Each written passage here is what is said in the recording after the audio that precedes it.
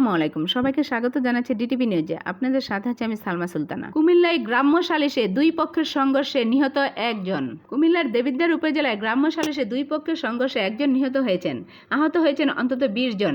আজ শুক্রবার সকালে উপজেলার সাইচাপাড়া এলাকায় এই ঘটনা ঘটে।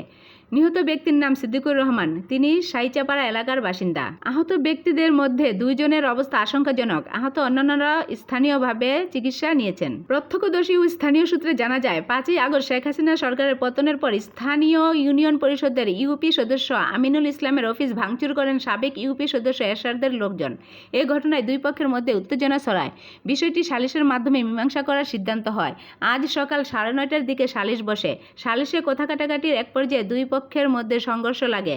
এতে সাবেক ইউপি সদস্য এরশাদের সমর্থক সিদ্দিকুর রহমান মারা যান। দেবিদ্বার থানার ভারপ্রাপ্ত কর্মকর্তা নয়ন মিয়া বলেন, দুই পক্ষের সংঘর্ষে গুরুতর আহত 3 জনকে কুমিল্লা মেডিকেল কলেজ হাসপাতালে নেওয়া হয়েছে।